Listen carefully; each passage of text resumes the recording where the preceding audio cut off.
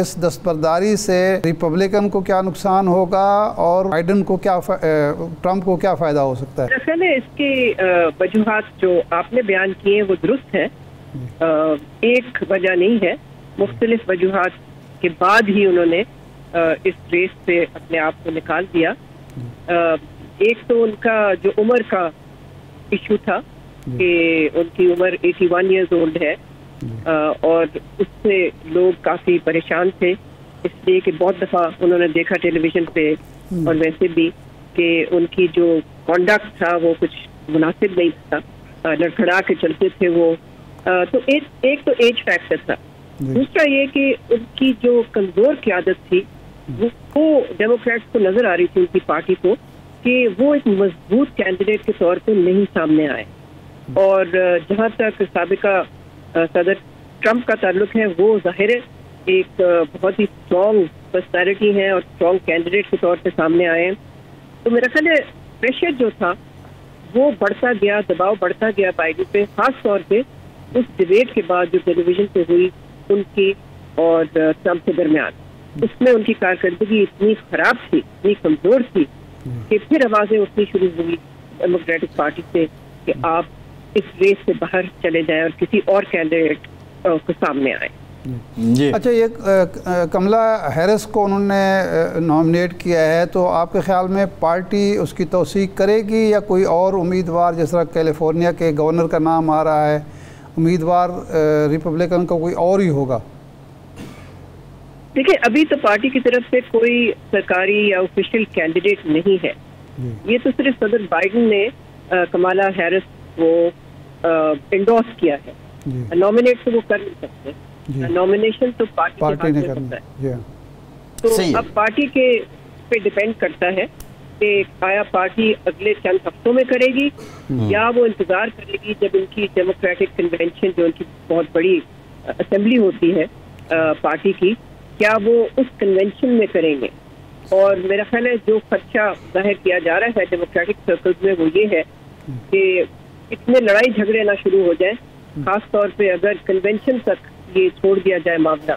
अगर तो उससे पहले ही कोई कैंडिडेट पे आमादगी हो जाए फिर तो ठीक है, लेकिन अगर कन्वेंशन तक कोई एग्रीमेंट नहीं सामने आती, कोई कंसेंसस नहीं बनता, तो फिर ये खर्चा जरूर है कि वहाँ लड़ाई झगड़ों का बहुत ज्यादा वो होगा, यानी कि उसका बहुत ही बुरा असर पड़ेगा पार्टी के इलेक्शन चांसेस पे। सही। अच्छा डॉक्टर साहिबा, एक हाइपोथेटिकल क्वेश्चन है कि कमला हैरिस ही अगर आती हैं डेमोक्रेट्स की तरफ से, इंडियन ओरिजिन से हैं वो, फिर वो फीमेल भी हैं, एक एपिसोड हमने हिलरी क्लिंटन वर्सेस ट्रंप भी देखा, तो आप क्या समझती हैं कि इसका फ़ायदा ट्रंप को होना है या ये मुकाबला आप समझती हैं कि टफ हो जाएगा ट्रंप के लिए?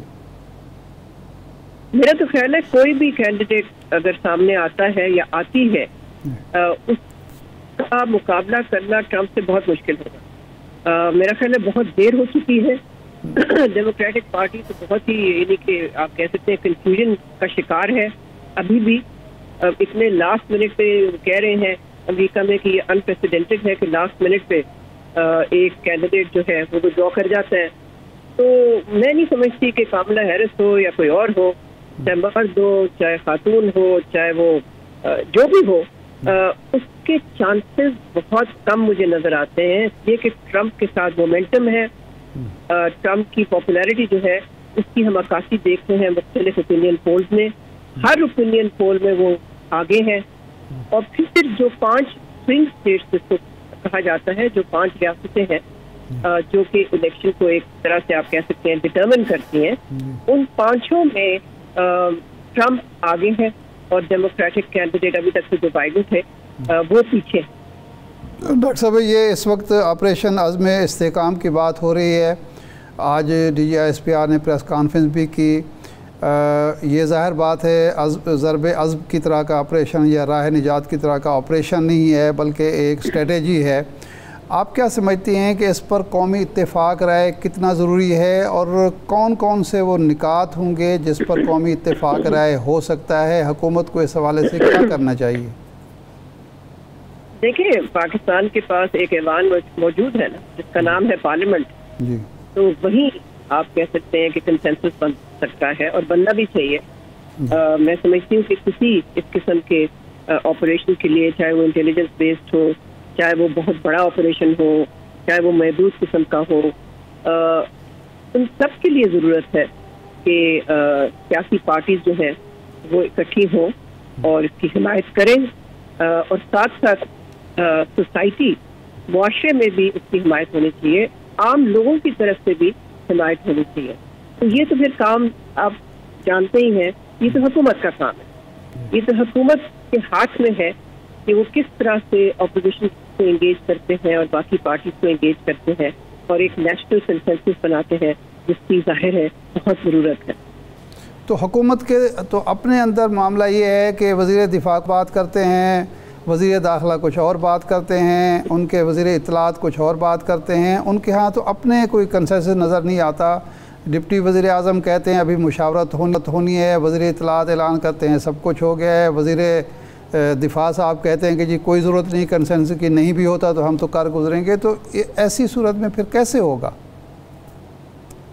आप दुरुस्त फरमा रहे हैं, बिल्कुल ऐसा ही है, जिससे कि जाहिर है फिर एक पब्लिक सतह पे फिर एक तरह से आप कह सकते हैं कि एक मायूसी भी है, बिकॉज वो चाहते हैं कि जो उनके लीडर्स हैं गवर्नमेंट में वो यानी कि यूनाइटेड हो, एक ही आवाज़ से बात करें।